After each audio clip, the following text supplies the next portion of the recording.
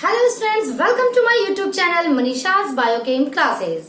हम लोग पढ़ रहे थे control and coordination chapter which is the chapter of class 10 CBSE board and this is the second chapter of biology. इसके पहले मैंने दो वीडियो आप लोगों को भेजा था, उसमें हम लोगों ने पढ़ा था control and coordination in plants और आज के वीडियो में हम लोग पढ़ेंगे control and coordination in animals. Actually plants and animals दोनों अपनी स्टिमुली को रिस्पांस देते हैं। ये लिविंग की प्रॉपर्टी होती है कि हम लोग अपने सराउंडिंग में जो भी चेंजेस आते हैं उन्हें हम लोग रिस्पांस देते हैं। क्लियर? ये प्लांट्स भी देते हैं, ये एनिमल्स भी देते हैं। ये मैंने लास्ट वीडियो में आप लोगों का क्लियर कर दिया था। तो जस्ट लाइक प्लांट हम लोग भी अपने स्टिमुली को रिस्पांस देते हैं। जो भी हमारे सराउंडिंग में हो रहा है चेंजेस उसे हम लोग रिस्पांस देते हैं बाय एनी मीन। क्लियर? तो प्लांट की बॉडी में हम लोगों ने पढ़ा था कि प्लांट्स रिस्पांस देते हैं only by special type of chemicals and by showing there growths.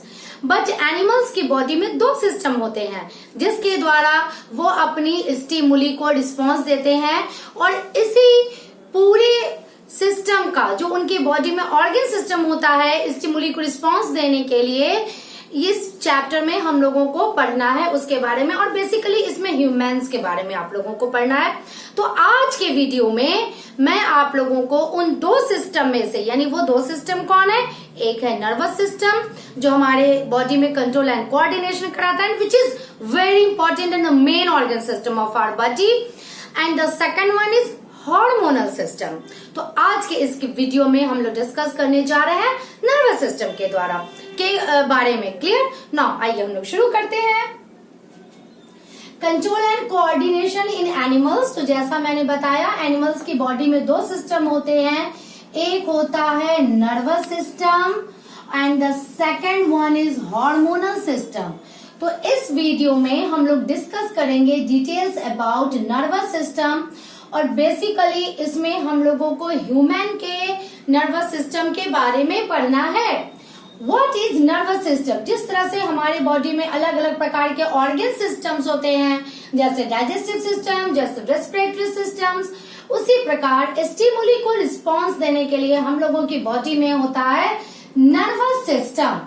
Nervous system is the organ system which consists of a special type of cells. ये एकदम स्पेशल तरह के सेल से मिलके बनते हैं और वो सेल्स बॉडी के और दूसरे ऑर्गन सिस्टम में नहीं पाए जाते हैं और इस स्पेशल तरह के सेल का नाम है न्यूरॉन। तो इसके बारे में डिटेल में आप लोगों ने 9th क्लास में पढ़ रखा होगा। क्लियर? लेकिन मैं उसका एक बेसिक स्ट्रक्चर आपको बता देती हूँ, मैंने नोट्स में भी डाल दूंगी मैं इसके स्ट्रक्चर को कि ये न्यूरॉन क्या है। न्यूरॉन एक स्पेशल टाइप ऑफ सेल है जो आपस में मिल करके बनाते हैं नर्वस टिश्यू और वो नर्वस टिश्यू मिलके बनाते हैं हमारे बॉडी का नर्वस सिस्टम। तो चलिए न्यूरॉन का हम लोग डिटेल पढ़ लेते हैं। This is the structure of a neuron. इसमें ये जो स्टार शेप्ड स्ट्रक्चर आप लोगों को दिख रहा है ये होता है न्यूरॉन का सेल बॉडी। सेल बॉडी का जो स्ट्रक्चर होता है बिल्कुल एक पिकुलियर सेल की तरह होता है। इसमें न्यूक्लियस है, ये मैंने शो किया है क्योंकि न्यूक्लियस तो सबसे ज्यादा इंपॉर्टेंट सेल ऑर्गेनेल्स होता है किसी भी सेल का। इसमें माइटोकॉन्ड्रिया होता है, गोल्जी कॉम्प्लेक्स होता है, यानी एक पिकुलियर सेल में जितने भी सेल ऑर्गेनेल्स पाए जाते हैं वो सभी इस सेल बॉडी के अंदर मिलते हैं। साथ में कुछ स्पेशल तरह का ग्रैन्यूल्स दिखता है इस साइटोन या सेल बॉडी के अंदर which is known as Nissl's granules. But अभी तक इसका स्पेशल फंक्शन नहीं पता चल पाया है कि what is the exact function of Nissl's granules और ये 10th के सिलेबस में पढ़ने भी नहीं है। बट किसी किसी बुक में इस ग्रैन्यूल्स को यहाँ पे शो कर दिया गया है because it is the very specific feature of this cell body and Nissl's granules is not found in any other cells of body except this neuron. Clear? तो इसलिए इसे यहाँ पे मेंशन किया गया है बट पिकुलियरिटी इसकी वैसे बहुत ज्यादा नहीं है। ये एक टिपिकल सेल की तरह ही इसका स्ट्रक्चर होता है। अब इसमें क्या डिफरेंसेस होते हैं? इसमें क्या होता है साइटोप्लाज्मिक प्रोसेसेस पाए जाते हैं। साइटोप्लाज्मिक प्रोसेस को समझने के लिए आप क्या कीजिए, एक बैलून में पानी भर लीजिए और उसे यूं ऐसे पकड़ के थोड़ा सा खींचिए। कुछ वो क्या होगा, वो कुछ इस तरह से खींचाएगा। मान लिया कि ये बैलून है, इसे हम लोगों ने ऐसे खींचा तो कुछ इस तरह का बन जाएगा, जिसके अंदर, इस बैलून के अंदर का पानी भी इसमें चला आएगा। इस तरह के स्ट्रक्चर को हम लोग प्रोसेसेस कहते हैं। चूंकि ये सेल है, इसके अंदर साइटोप्लाज्म है, तो साइटोप्लाज्म का प्रोसेसेस इस तरह से बहुत सारा प्रोसेसेस दिखता है। इसकी संख्या कोई फिक्स नहीं होती है, अलग अलग न्यूरॉन में अलग अलग प्रकार की होती है। तो ये सारे प्रोसेसेस दिखते हैं और ये ब्रांच जो होते हैं जिन्हें हम लोग डेंड्रॉन्स कहते हैं। एक ब्रांच को हम लोग डेंड्राइट्स कहते हैं। ठीक है, तो डेंड्रॉन या डेंड्राइट्स, ये सारे ब्रांच जो प्रोसेसेस दिख रहे हैं वो सारे डेंड्राइट्स हैं। लेकिन एक साइटोप्लाज्मिक प्रोसेस काफी लंबा होता है, सबसे ज्यादा लंबा होता है। इसे एक्सॉन के नाम से जाना जाता है। एक्सॉन एंड पर जाकर के हाईली ब्रांच्ड स्ट्रक्चर बना लेता है, जिसे हम लोग एक्सॉन टर्मिनल कहते हैं। और एक्सॉन के टर्मिनल यानी कि एंड पॉइंट पर इस तरह से स्वोलन बैक लाइक स्ट्रक्चर हम लोगों को दिखते हैं, जिन्हें हम लोग सिनेप्टिकल नॉब कहते हैं। यहाँ मैंने कुछ रेक्टेंगुलर शेप का कलर किया है। ये माइलिन शीथ होते हैं। माइलिन शीथ ये फैट या लिपिड का बना हुआ एक शील्ड टाइप स्ट्रक्चर होता है, जो कि एक्सॉन में बीच बीच में कहीं कहीं पर मौजूद रहता है और इसे इंसुलेशन प्रोवाइड करता है। क्योंकि अभी हम लोग डिटेल में पढ़ेंगे कि किस तरह से इलेक्ट्रिसिटी जनरेट होती है और हम लोगों की बॉडी में मैसेजेस आते जाते हैं। तो ये इंसुलेशन प्रोवाइड करता है, यानी ये इंसुलेटर का काम करता है यहाँ पे माइलिन शीथ। लेकिन ये पूरे को कवर नहीं किया रहता है, कहीं कहीं बीच में ये गैप को छोड़े रखता है। ये जो गैप होते हैं दो माइलिन शीथ के बीच में, इसे नोड ऑफ रेनवायर हम लोग बोलते हैं। इस गैप को हम लोग नोड ऑफ रेनवायर बोलते हैं और जो करंट पास होता है वो नोड ऑफ रेनवायर में जंप करके पास वो होता है। तो ये एक स्ट्रक्चर होते हैं। लेकिन हमारी बॉडी में दोनों प्रकार के न्यूरॉन पाए जाते हैं। माइलिनेटेड न्यूरॉन जिसमें माइलिन शीथ होती है, and the second one is non myelinated neuron जिसमें माइलिन शीथ नहीं होती है। इसमें माइलिन शीथ नहीं होती है, इसका एक्सॉन नेकेड होता है। क्लियर, लेकिन ज्यादा मात्रा में माइलिनेटेड ही पाया जाता है, इसलिए बुक में इसी का डायग्राम दिया है। तो एग्जाम में अगर आता है तो आप माइलिन शीथ वाला यानी माइलिनेटेड न्यूरॉन का ही डायग्राम बनाइएगा। इसके डायग्राम एग्जाम्स में आते हैं। क्लियर, बाकी सारा स्ट्रक्चर बिल्कुल सेम होता है। साइटोन, डेंड्रॉन्स जो हाईली ब्रांच्ड है, एक्सॉन जो कि लॉन्गेस्ट साइटोप्लाज्मिक प्रोसेस है, इसका एंड पॉइंट हमारा ब्रांच्ड है। क्लियर, और इसके लास्ट पॉइंट सिनेप्टिकल नॉब मौजूद है। यहाँ मैंने लिखा है सिनेप्स। अब एक्चुअली होता क्या है, सिर्फ एक ही न्यूरॉन हमारे बॉडी में थोड़ी ही ना है, मिलियंस एंड बिलियंस न्यूरॉन्स हमारे बॉडी में पाए जाते हैं। और ऐसा भी नहीं कि कोई एक न्यूरॉन पूरे मैसेज को कन्वे करता है। तो क्या होता है, एक न्यूरॉन खत्म, दूसरा न्यूरॉन शुरू, वो खत्म, तीसरा न्यूरॉन शुरू। तो ये जो जंक्शन होता है, यहाँ देखिए मैं यहाँ पे इसे घेर रही हूँ, ये जो जंक्शन होता है दो न्यूरॉन के बीच में, जहाँ एक न्यूरॉन का एक्सॉन एंड करता है और दूसरे न्यूरॉन का डेंड्रॉन शुरू होता है, इस जंक्शन को हम लोग कहते हैं सिनेप्स। तो इसके बारे में डिटेल में हम लोग अभी थोड़ी देर में इसका जब फंक्शन पढ़ेंगे तब करेंगे। यहाँ एक क्वेश्चन पूछा जाता है, यहाँ एक क्वेश्चन पूछा जाता है क्लियर, कि आखिर मैसेजेस, यहाँ पर जो मैसेजेस की बात कर रही हूँ वो क्या है। लेट अस सपोज, उसके लिए मैं एक एग्जांपल तुम लोगों को बताना चाह रही हूँ। लेट अस सपोज एक मैंने पिन लिया या किसी बच्चे ने पिन लिया, क्या होता है, फॉर फन उसने पिन ऐसे चुभो दिया। आप उस समय बैठे नहीं, आप उस पर कॉन्सेंट्रेट नहीं कर रहे हो, बट किसी बच्चे ने पिन लिया और उसे चुभा दिया, आप आउच हाथ अपना पीछे खींच लेते हो। कैसे पता चलता है कि हमें पिन चुभा, या कभी कोई हॉट ऑब्जेक्ट पे हमारा हाथ पड़ गया, हम लोग क्या करते हैं, अचानक से उसे उठा लेते हैं। कैसे हमारे नर्वस सिस्टम को ये पता चला कि पिन चुभा या हॉट ऑब्जेक्ट है, या मान लिया मैं बोल रही हूँ आप लोग सुन रहे हैं, तो हमारे कानों तक जो आवाज जा रही है, कैसे हम लोग उस आवाज को रिस्पॉन्स देते हैं, these all includes in our nervous system. होता क्या है, जैसे ही हम लोग यहाँ पिन चुभोते हैं, डेंड्राइट्स, जितने भी न्यूरॉन्स है, बहुत सारे न्यूरॉन्स, मिलियंस एंड बिलियंस, एक न्यूरॉन, दूसरा, तीसरा, चौथा, पांचवा, इस तरह से पूरा एक चैनल बनके हमारे ब्रेन तक उसका कनेक्शन है, और ब्रेन से फिर वापस वो सारे न्यूरॉन्स आते हैं लास्ट तक। तो ये सारा कुछ मैं बताऊंगी आप लोगों को डिटेल में। जैसे ही पिन चुभा, मैसेजेस शुरू हो गए जाने। ये मैसेजेस क्या है मैं तुरंत आप लोगों को थोड़ी देर में बताऊंगी। और ये मैसेज गया ब्रेन तक, ब्रेन ने ऑर्डर किया रिमूव योर हैंड, और आपने हैंड को रिमूव कर लिया। तो ये जो मैसेजेस हैं ये इलेक्ट्रिकली जाते हैं। क्लियर ना। अब हम लोग कॉन्सेंट्रेट करते हैं डायग्राम पे कि 1 मार्क्स क्वेश्चन कैसे इससे आएंगे। एक तो आपका ये स्ट्रक्चर है, स्ट्रक्चर से रिलेटेड क्वेश्चंस 9th में भी पूछा जाता है, 10th में भी पूछा जाता है।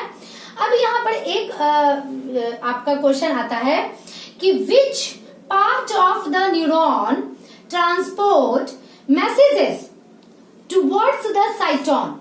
तो देखिए मैंने जो पिन चुभोया था, तो डेंड्रॉन का जो एंड पॉइंट होता है, ध्यान से सुनिएगा, डेंड्रॉन का जो एंड पॉइंट होता है वो स्टिमुली को रिसीव करता है। स्टिमुली को जो चेंज उसको रिसीव करता है और मैसेज को टुवर्ड्स साइटोन ये ट्रांसफर करता है। तो डेंड्रॉन है जो टुवर्ड्स साइटोन मैसेज को ट्रांसफर करता है। उसके बाद कुछ कुछ चेंजेस होते हैं, उन चेंजेस के बारे में हम लोग पढ़ेंगे। और फिर वो चेंजेस यहां से ट्रांसफर होते हैं सेम मैनर में। क्लियर। तो एक्सॉन जो है वो अवे फ्रॉम साइटोन ये मैसेजेस को ट्रांसफर करता है। तो 1 मार्क्स के क्वेश्चन इस तरह से आपके आते हैं कि टुवर्ड्स द साइटोन कौन ट्रांसफर करता है, तो डेंड्रॉन। अवे फ्रॉम साइटोन मैसेजेस को कौन ट्रांसफर करता है, एक्सॉन।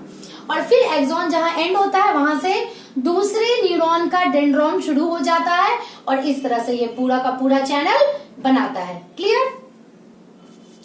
अब हम लोगों ने न्यूरॉन का स्ट्रक्चर तो स्टडी कर लिया, और ये भी जान लिया कि भाई डेंड्रॉन स्टिमुली को रिसीव करता है और वो मैसेजेस देता है, जिसका डिटेल अभी मैं फिर से बताऊंगी थोड़ी देर में ना।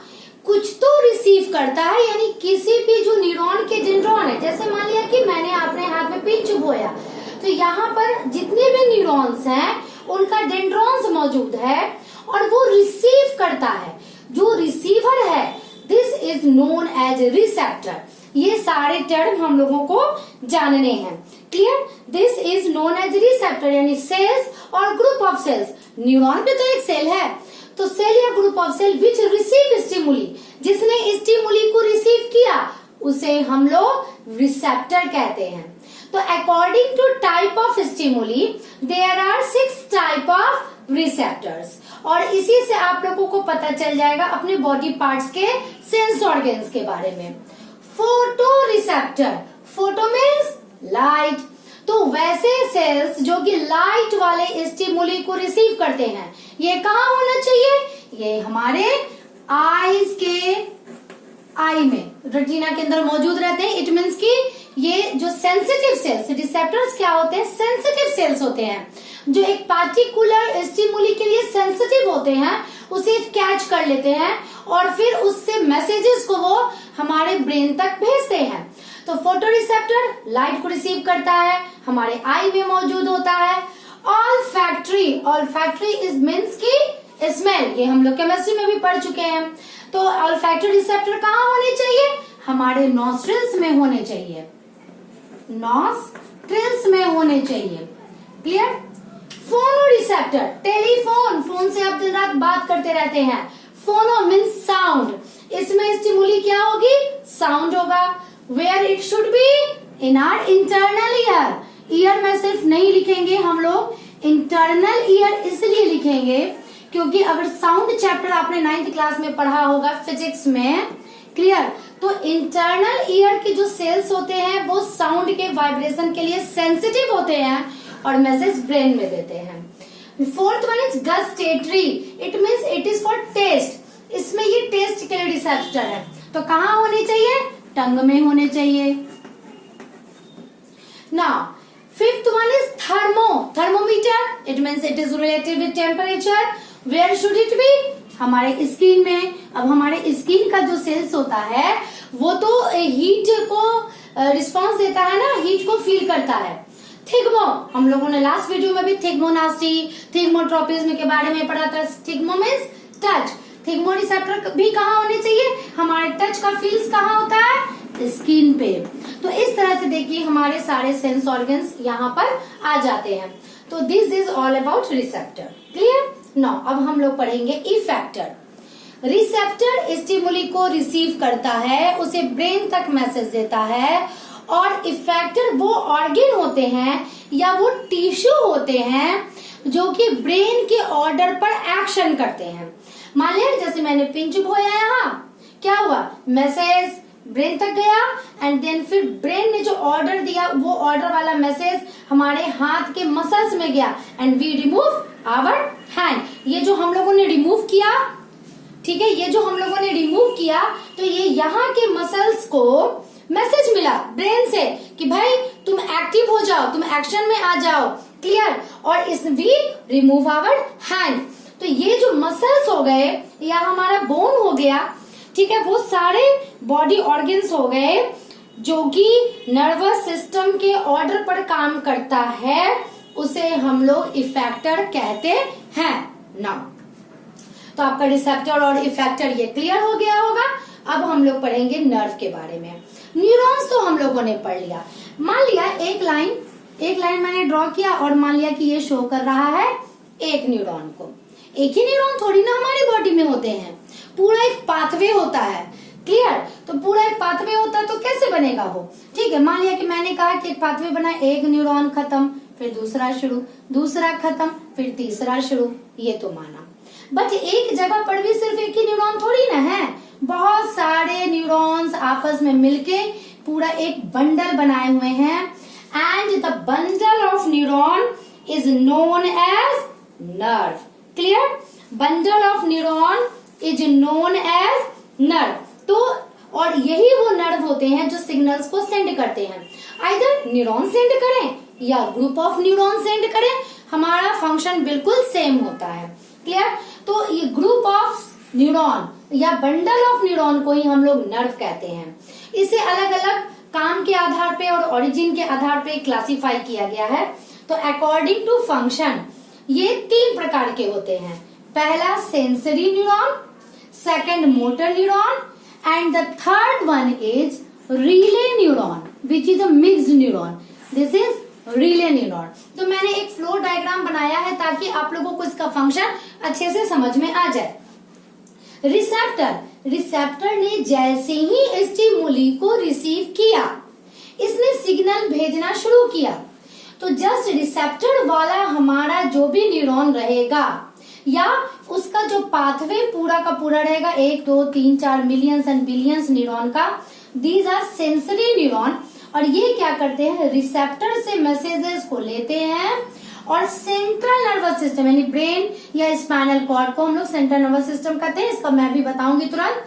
तो ये सेंट्रल नर्वस सिस्टम तक, इट मीन्स अभी आप ब्रेन समझ लो, रिसेप्टर से ये स्टिमुली को रिसीव करने के बाद मैसेजेस सेंड करते हैं रिसेप्टर से लेकर ब्रेन तक। क्लियर? अब मान लिया कि ये ब्रेन है हमारा, ब्रेन तक ही ये गए, ब्रेन के अंदर भी तो बहुत सारे न्यूरॉन का पाथवे बना हुआ है या नर्व का पाथवे बना हुआ है। तो इस सेंट्रल नर्वस सिस्टम के अंदर जो नर्व्स हैं, these are known as relay neuron या रिले नर्व। क्लियर? और फिर यहां से मैसेज ट्रांसफर हो करके यानी सेंट्रल नर्वस सिस्टम से जब मैसेज बाहर की ओर चला आया और कहां तक आया? इफेक्टर तक आया। इट मीन्स मान लिया जैसे मसल्स है वहां तक आया, this is by motor neuron. तो फंक्शन के आधार पे 3 प्रकार के हो गए, सेंसरी न्यूरॉन या नर्व, रिले न्यूरॉन या नर्व, या मोटर न्यूरॉन या नर्व। और फिर ये इफेक्टर के पास गया ऑर्डर देते हुए कि भाई आपको ऐसा करना है। इफेक्टर ने अपना एक्शन शो किया। क्लियर? ये फंक्शन के आधार पे थे। And the last according to origin. Origin it means कि उसकी स्टार्टिंग कहाँ से हुई है। वो हमारी बॉडी में भले ही फैला हुआ पूरे बॉडी पार्ट्स में, बट वो ओरिजिनेट कहाँ से हुआ है, स्टार्टिंग उसकी कहाँ से है। क्लियर? तो इसका आपको ज्यादा डिटेल नहीं पढ़ना है, सिर्फ नाम याद रखना है। क्रैनियल नर्व या क्रैनियल न्यूरॉन, ये हमारा स्टार्ट होता है क्रैनियम, इट मीन्स ब्रेन से। ये शुरू होता है ब्रेन से और इसकी संख्या होती है 12 पेयर। क्लियर? आपको सिर्फ इतना याद रखना है कि कहां से हुआ है, ब्रेन से, और ये 12 पेयर्स की संख्या है। स्पाइनल न्यूरॉन स्पाइनल कॉर्ड से शुरू होता है और इसकी संख्या होती है 31 पेयर, और आपको इसका ज्यादा डिटेल नहीं अभी जानना है। एंड विसरल न्यूरॉन्स, हमारे बॉडी के विसरल ऑर्गन्स में मौजूद न्यूरॉन्स को कहते हैं या नर्व्स को कहते हैं। ये विसरल ऑर्गन्स इट मीन्स हमारे पेट के अंदर के जो भी डेलिकेटेड ऑर्गन्स है, जैसे स्टमक हो गया एंड इंटेस्टाइन हो गया, वो सारे ऑर्गन्स जो हमारी बॉडी कैविटी में मौजूद है उसे विसरल ऑर्गन्स कहते हैं। और ये विसरल न्यूरॉन्स या नर्व्स वहां पे मौजूद है, इसकी संख्या कोई फिक्स नहीं होती है। अब हम लोग पढ़ेंगे फंक्शन ऑफ न्यूरॉन, क्योंकि मैं तब से बात कर रही हूँ कि न्यूरॉन स्टिमुली को रिसीव करता है, मैसेजेस देता है, तो आखिर ये मैसेजेस कैसे देना है, एक्चुअली इसका बहुत डिटेल आप लोगों को पढ़ना नहीं है सिलेबस में।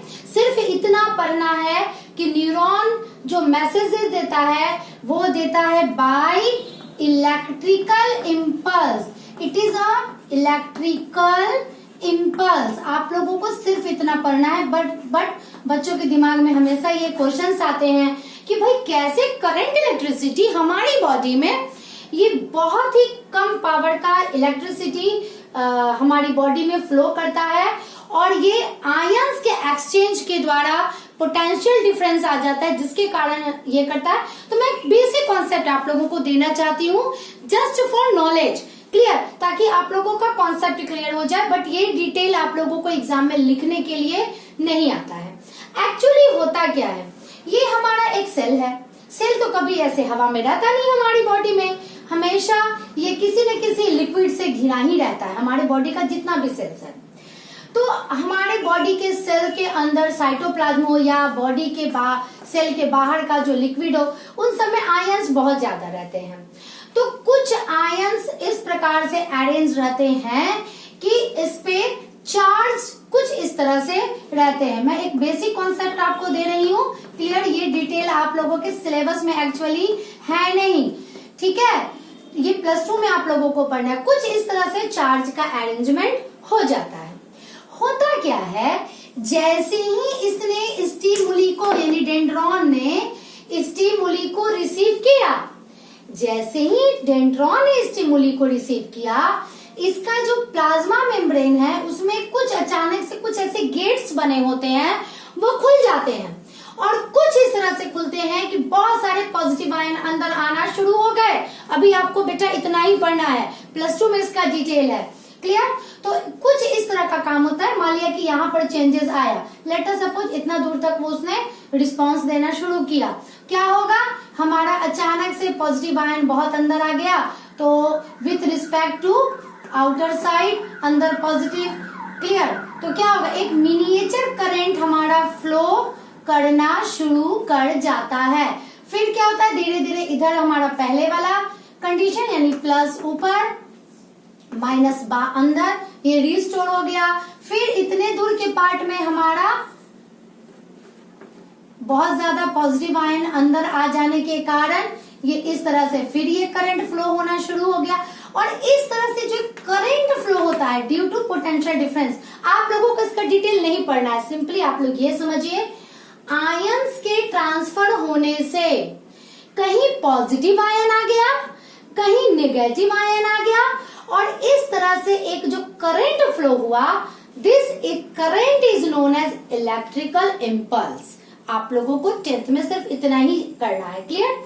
और इस तरह से जो एक मिनी इलेक्ट्रिसिटी यहाँ पे करंट फ्लो होना शुरू हुआ, ये फ्लो होते होते आ गया एक्सॉन टर्मिनल में। अब यहां से आप आ जाओ इस जगह पर, this is synapse, this is junction between two neuron. तो जैसे ही ये लेट अस सपोज ये मैंने करंट बनाया है, ये करंट आ गया एक्सॉन टर्मिनल में। Clear? One second I repeat आपको समझने के लिए, क्योंकि इतना प्लस माइनस आप लोगों को नहीं याद रखना है। जैसे ही स्टिमुली रिसीव करता है डेंड्रॉन, बहुत सारे आयंस का एक्सचेंज होना शुरू हो जाता है, जिसके कारण पोटेंशियल डिफरेंस बन जाता है और जिसके कारण मिनी करंट का फ्लो होना शुरू हो जाता है, and this is known as electrical impulse. Now ये मिनी करंट यानी इलेक्ट्रिकल इम्पल्स चला गया कहाँ? At the end of axon, synaptical knob के पास। अब वहां क्या हुआ, जैसे ये करंट यहाँ आया, यहाँ पर बहुत सारे वेसाइकल्स मौजूद होते हैं जिनके अंदर भरा हुआ रहता है न्यूरो ट्रांसमीटर, कुछ ऐसे केमिकल जो कि इम्पल्स को ट्रांसफर करने का काम करते हैं। तो जैसे ही करंट यहाँ आया, ये मूव करते हैं टुवर्ड्स इसके प्लाज्मा मेम्ब्रेन की तरफ, और यहाँ आकर के ओपन हो जाते हैं जस्ट लाइक एक्सोसाइटोसिस, और केमिकल्स को ये यहाँ रिलीज कर देते हैं। जैसे ही ये केमिकल दूसरे, what is this? This is the dendron of next neuron, dendron of next neuron. तो ये क्या करता है, जैसे ही ये न्यूरोट्रांसमीटर कांटेक्ट बनाता है दूसरे न्यूरॉन के डेंड्रॉन के साथ, सेम चेंजेस वहां, सेम करंट यहाँ भी फ्लो होना शुरू हो जाते हैं। तो इस तरह से नर्वस टिश्यू मैसेजेस कन्वे करता है बाय इलेक्ट्रिकल इम्पल्स। अब हम लोग पढ़ेंगे नर्वस सिस्टम ऑफ ह्यूमन। आखिर पूरे नर्वस सिस्टम ऑफ ह्यूमन को किस तरह से क्लासिफाई किया गया है? इसे पूरे दो भागों में बांटा गया है। सेंट्रल नर्वस सिस्टम, जो मेन कोऑर्डिनेशन सेंटर होता है, कंट्रोलिंग कैपेसिटी जिसके पास होती है। इसमें ब्रेन के बारे में हम लोगों को बिल्कुल डिटेल में पढ़ना है। तो इसमें दो आते हैं, ब्रेन एंड स्पाइनल कॉर्ड। ये बनाते हैं central nervous system, and the second one is peripheral nervous system. Actually मैं ऐसे ही आप लोगों को बेसिक आइडिया दे रही हूँ। दिस इज ब्रेन, और गर्दन के पास से यहाँ रीढ़ की आखिरी यानी कि लास्ट वर्टिब्रल कॉलम तक जाता है स्पाइनल कॉर्ड, और इन सब से जितने भी नर्व्स निकलते हैं, it means cranial nerves, spinal nerves, visceral nerves, जो हम लोगों ने अभी पढ़ा, they all form peripheral nervous system. जितने भी नर्व्स निकलते हैं ब्रेन एंड स्पाइनल कॉर्ड से, they form peripheral nervous system, और ये हमारी पूरी बॉडी में डिस्ट्रीब्यूटेड रहते हैं। ये दो प्रकार से क्लासिफाई है according to function. Number one is autonomic nervous system. ये बनाते हैं ऑटोनॉमिक, यानी सेल्फ कंट्रोल्ड होते हैं, हमारी इच्छा पर ये आधारित नहीं होते हैं, ये सेल्फ होते रहते हैं, just like breathing, vomiting, sneezing and so on, blood circulation, hormone का सिक्रीशन, ये सारा कुछ autonomic self function. This is also known as involuntary. ये दो प्रकार के होते हैं, सिंपैथेटिक एंड पैरासिम्पैथेटिक। तो आपको इसका डिटेल नहीं पढ़ना है। And the second is voluntary, जो हमारे इच्छा के अनुसार काम करते हैं, जैसे स्केलेटल मसल्स, हमें कब बोलना है, हमें कब चलना है एंड सो ऑन। ये वॉल्यूंटरी जो नर्व्स होते हैं वॉल्यूंटरी एक्शंस को कंट्रोल करते हैं, और ये इनवॉल्यूंटरी एक्शंस को कंट्रोल करते हैं। तो इस सिलेबस में हम लोगों को डिटेल पढ़ना है ब्रेन के बारे में। तो ब्रेन का स्ट्रक्चर मैं आप लोगों को समझाऊंगी कुछ डायग्राम के द्वारा, ताकि आप लोगों का कॉन्सेप्ट क्लियर हो जाए। नाउ मैं अपना रिप्रेजेंटेशन स्टार्ट करती हूँ। Nervous system in human, clear? इसके बारे में हम लोग डिटेल में पढ़ेंगे। ध्यान दीजिएगा सभी को डायग्राम पे। ये ह्यूमन बॉडी है जिसमें ब्रेन एंड देखिए ये है स्पाइनल कॉर्ड, जो लास्ट वर्टिब्रल कॉलम तक आया है। ये दोनों बनाता है सेंट्रल नर्वस सिस्टम, जैसा मैंने अभी बताया। ब्रेन से क्रैनियल नर्व्स निकलते हैं, स्पाइनल कॉर्ड से स्पाइनल नर्व्स निकलते हैं। ये देखिए किस तरह से हमारी पूरी बॉडी में डिस्ट्रीब्यूट हो जाते हैं, and they collectively form peripheral nervous system. तो सेंट्रल नर्वस सिस्टम बनाता है brain and spinal cord. This one brain, और ये ब्रेन के लास्ट से देखिए, ये यहाँ से स्पाइनल कॉर्ड जा रहा है। स्पाइनल कॉर्ड का डिटेल आप यहीं देख लीजिए, क्योंकि इसका डिटेल फिर हम लोगों को फर्दर नहीं पढ़ना है। स्पाइनल कॉर्ड एक ट्यूबुलर स्ट्रक्चर होता है जो वर्टिब्रल कॉलम के बीच के न्यूरल कैनाल से जाता है, जस्ट लाइक दैट। अगर लेटर सपोज ये एक वर्टिब्रल एक ये वर्टिब्री है, ठीक है, ये दूसरा, ये तीसरा, इस तरह से ज्वाइंट होते हैं, तो जो बीच का कैविटी है इसे हम लोग न्यूरल कैनाल कहते हैं। And let us suppose this is spinal cord, तो ये न्यूरल कैनाल से होकर गुजरता है, हमारे गर्दन से शुरू होता है एंड लास्ट वर्टिब्रे तक जाता है। This is spinal cord and this is the brain which form the central organ of our body. Main organ होता है हमारे बॉडी का, जो कि हमारे पूरे बॉडी के सिस्टम को कंट्रोल होता है। मेन सेंट्रल, हम लोग अब पढ़ेंगे ब्रेन के बारे में। मेन सेंट्रल कंट्रोलिंग सेंटर होता है, राजा होता है हमारी बॉडी का, जिसके ऑर्डर पे हमारी बॉडी काम करती है। इसका पोजीशन मैंने इसमें दिखाया है। दिस इज स्कल, देखिए ये स्कल है। This is the bony structure जिसे हम लोग क्रैनियम कहते हैं। बोनी बॉक्स होता है जिसके अंदर हमारा ब्रेन मौजूद रहता है। This is known as cranium. इसके अंदर और भी 2-3 लेयर्स रहते हैं जिसके अंदर ब्रेन मौजूद रहता है। It protect the brain externally. चलिए हम लोग और डिटेल में देखते हैं इसे।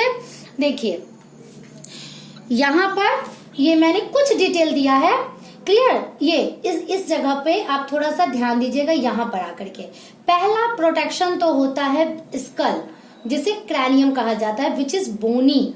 ये बोनी स्ट्रक्चर होता है। इसके अंदर 3 मेम्ब्रेन रहते हैं जिसे हम लोग मेनिंजाइजेस कहते हैं।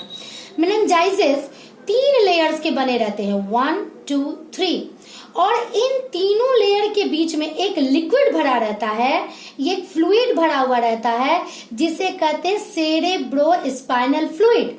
और ये फ्लूइड क्या करता है, एक शॉक एब्जॉर्बर का काम करता है, ताकि हमारे सर पे जब चोट लगे तो ये लिक्विड इस शॉक को एब्जॉर्ब कर ले और इसके नीचे जो हमारा ब्रेन मौजूद है वो प्रोटेक्ट हो जाए। तो इस डायग्राम के द्वारा मैंने इसका प्रोटेक्टिव लेयर्स दिखाया। पहला स्कल एंड 3 लेयर्स ऑफ मेनिंजाइजेस, और जिसके अंदर फ्लूइड भरे रहते हैं जिसका नाम है सेरेब्रोस्पाइनल फ्लूइड। ये देखिए ब्रेन का स्ट्रक्चर, ये मॉडल है 3 ब्रेन का। ये स्फेरिकल स्ट्रक्चर होता है हमारे ब्रेन का। अपर साइड से देखेंगे तो हम लोगों को ये देखिए 2 पार्ट ऊपर से दिखता है।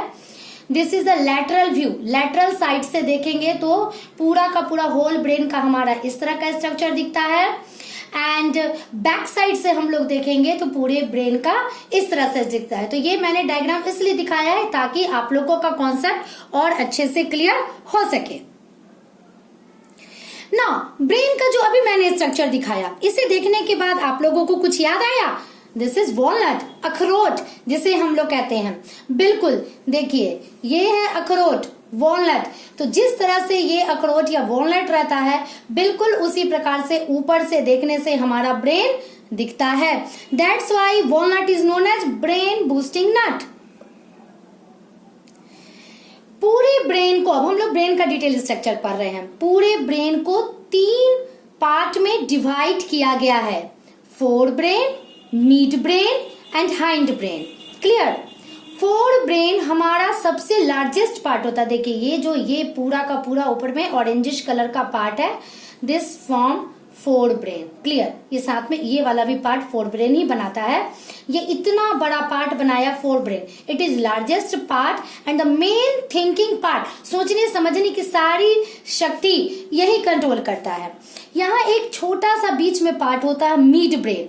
मिड ब्रेन का बहुत ज्यादा काम नहीं होता है, ये fore brain and hind brain को कनेक्ट करने का काम करता है।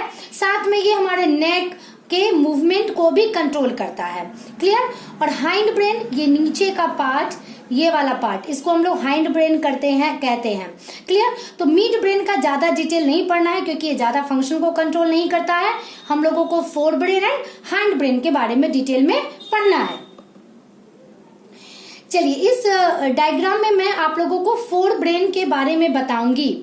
फोर ब्रेन 3 पार्ट में डिवाइडेड रहता है।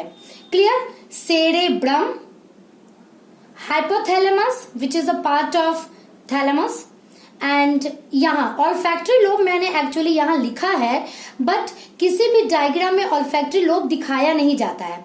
एक्चुअली ऑल्फैक्टरी लोब जो होता है ना, वो काफी अंदर में मौजूद रहता है, जस्ट लाइक दैट। अगर मान लीजिए कि ये ब्रेन है, तो इस ब्रेन के इस वाले अंदर वाले पार्ट में, इस जगह पे आप लोगों को दिख रहा होगा ऑल्फैक्टरी लोब यहाँ मौजूद रहता है। इसलिए किसी भी डायग्राम में ऑल्फैक्टरी लोब दिखाया नहीं जाता है। दैट्स वाई मैंने यहाँ पर एक एरो बनाया है जो कि दिखा रहा है कि इसके अंदर ऑल्फैक्टरी लोब है। क्लियरली हम लोगों को दिखता है सेरेब्रम एंड ये हाइपोथैलेमस। तो सेरेब्रम के बारे में हम लोग डिटेल में पढ़ते हैं। सेरेब्रम लार्जेस्ट पार्ट होता है ब्रेन का। ये दो भाग में डिवाइडेड रहता है, right and left, just like that. इस तरह से देखिए, right part and left part. Clear? Right part and left part, ये दोनों एक ग्लू से जुटे हुए रहते हैं। इसी ग्लू को, ये जो डायग्राम मैंने दिखाया है, अगर मान लिया कि ये ब्रेन हो और इसे ऐसे काट दिया जाए, तो ये जो डायग्राम दिखेगा ना इस साइड से लैटरल व्यू, दिस डायग्राम, यही आपका डायग्राम है। क्लियर?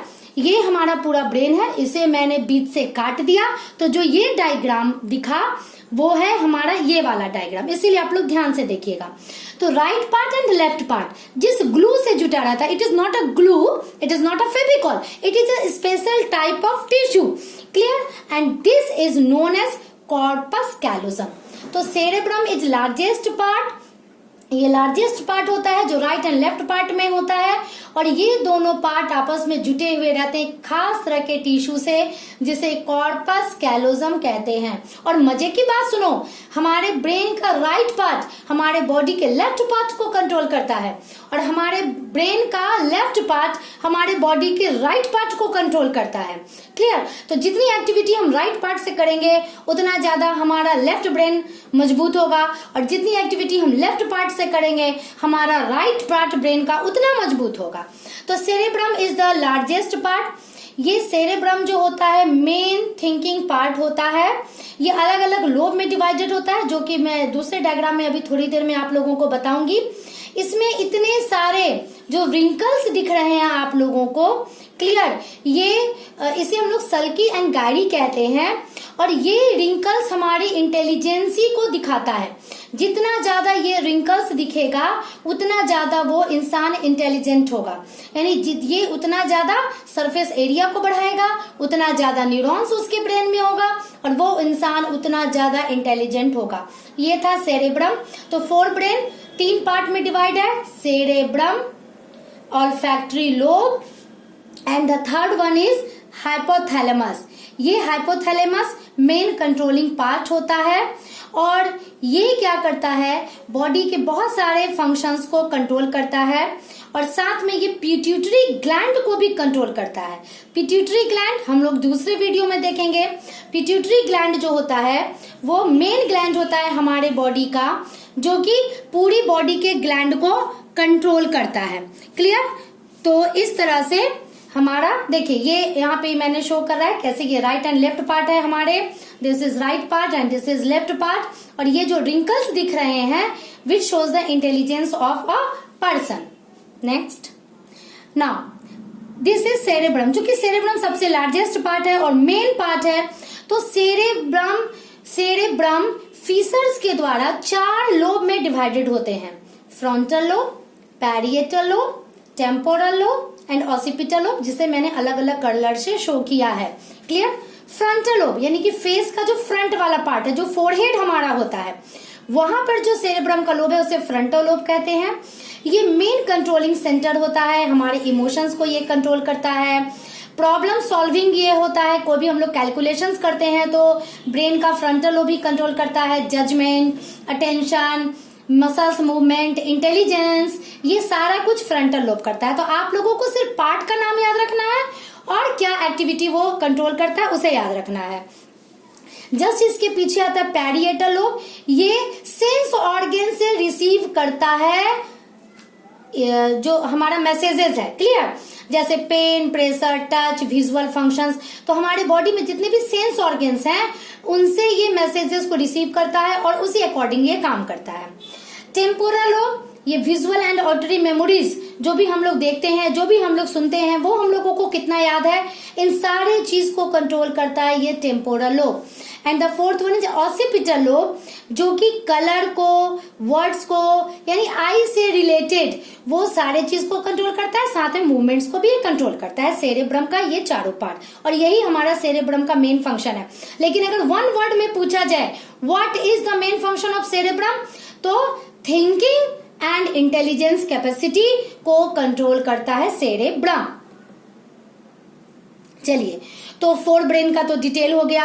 मिड ब्रेन मैंने बताया था कि वो उतना ज्यादा फंक्शन को कंट्रोल नहीं करता है, fore brain and hind brain को वो कनेक्ट करने का काम करता है ना। इस डायग्राम में मैंने हाइंड ब्रेन के बारे में मैं आप लोगों को बताऊंगी। ये जो पार्ट है दिस शो हाइंड ब्रेन। तो hind brain is divided into 3 part, cerebellum, pons and medulla. Clear? मैं पहले सेरेबेलम के बारे में आपको बताती हूँ। Cerebellum is the second largest part, यानी सबसे बड़ा पार्ट तो हमारा सेरेब्रम था।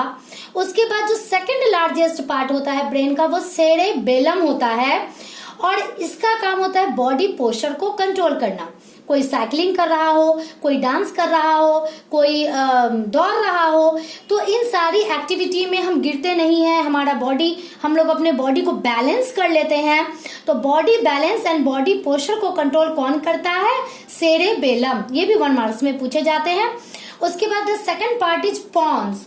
क्लियर? तो pons is the respiratory centre, respiration centre होता है ये, कि रेस्पिरेशन से रिलेटेड सारी एक्टिविटीज को ये कंट्रोल करता है।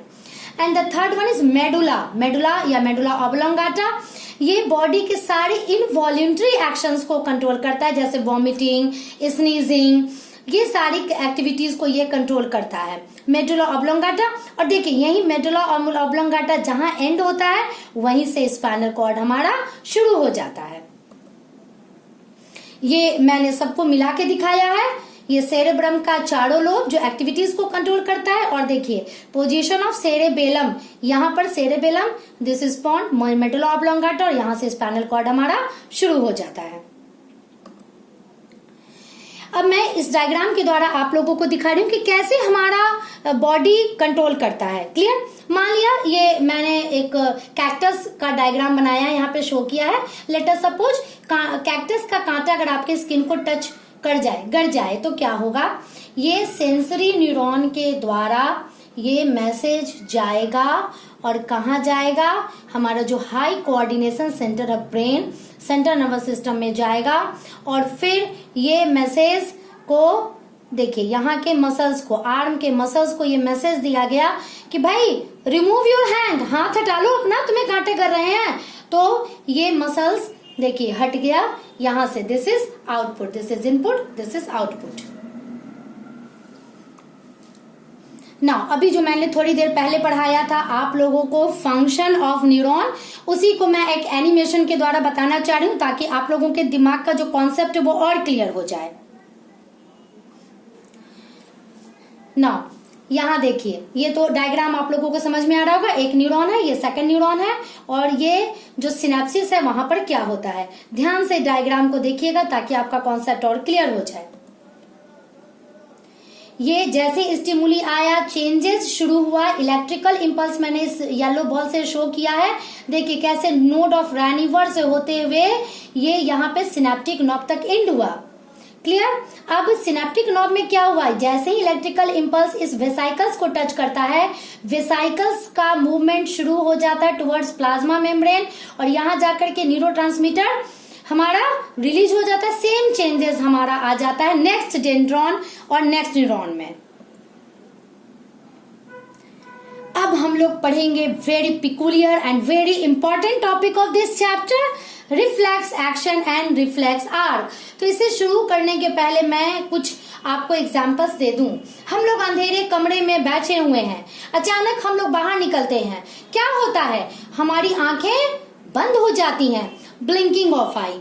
हम लोग किचन में घुसे, मम्मी खाना पका रही है, मम्मी से बात किया हम लोगों ने, तवा पे हमारा हाथ चला गया। क्या हम लोग उस समय सोचते हैं कि हमें क्या करना है, भाई हाथ हटाएं या नहीं हटाएं? रोशनी में बाहर निकले हैं तो क्या सोचते हैं कि आंख बंद करें या नहीं करें। ये सारे काम अचानक से हमारी बॉडी में होते हैं, इसमें सोचने की जरूरत नहीं होती है। इस तरह के सारे एक्शन को हम लोग कहते हैं reflex action. Clear? It is unconscious, unlearned, जिसे सिखाया नहीं जाता है किसी को, अनकॉन्शियस, जिसमें सोचने की जरूरत नहीं होती है। उन सारी एक्टिविटीज को, वो सारा रिस्पॉन्स जो हमारा बॉडी देता है स्टिमुली को, उसे कहते हैं रिफ्लेक्स एक्शन। और ये एक्शन जरूरी क्यों है? टू सॉल्व आउट और to short out the problem. अगर हमारा हाथ गर्म तवे पे रह जाए और हम सोचना शुरू करें हटाया जाए या नहीं हटाया जाए, क्या होगा? उतने देर में तो हमारा हाथ जल जाएगा। लेकिन बिना सोचे समझे अचानक से हमारा बॉडी रिस्पॉन्स देता है and we remove our hand from tawa. This is known as reflex action. और जिस पाथवे के द्वारा ये रिफ्लेक्स एक्शन होता है नोन एज रिफ्लेक्स आर्ट, तो मैं उसी के बारे में आप लोगों को बताने जा रही हूँ।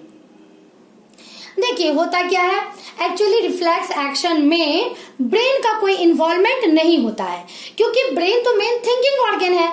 जब वो सोचेगा तब वो ऑर्डर देगा, तब तक काफी देर हो जाएगी। तो रिफ्लेक्स एक्शन का ये एक पाथवे है। क्लियर? स्टिमुलस को किसने रिसीव किया? रिसेप्टर ने। Clear?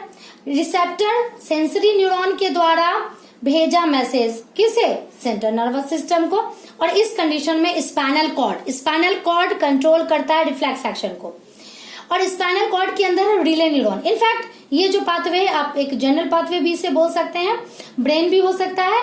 Brain and spinal cord में रिले न्यूरॉन्स मौजूद रहते हैं। फिर वहां से मैसेज आया मोटर न्यूरॉन के पास। मोटर न्यूरॉन ने मैसेज दिया इफेक्टर को कि भाई आप रिस्पॉन्स दीजिए, और इफेक्टर ने इसे रिस्पॉन्स दिया।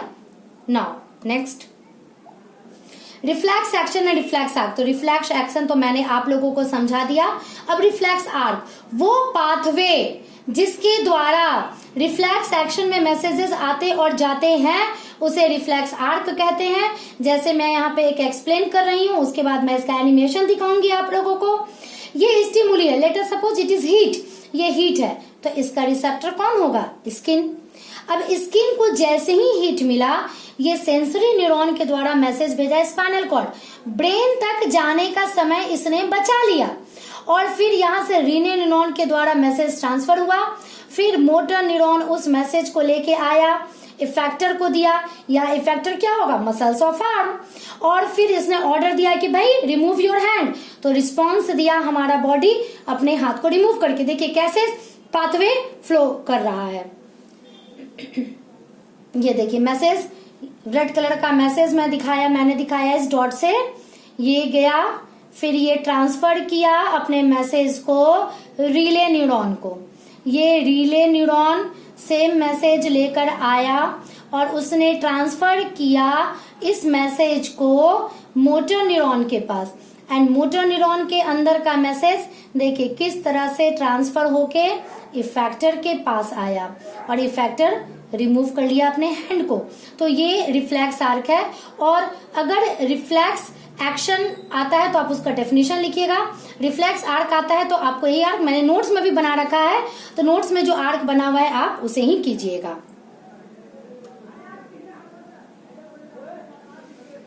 तो इस तरह से हमारा पूरा का पूरा नर्वस सिस्टम कंप्लीट होता है। आई थिंक कि आप लोगों को ये पूरे डिटेल में समझ में आ गया होगा।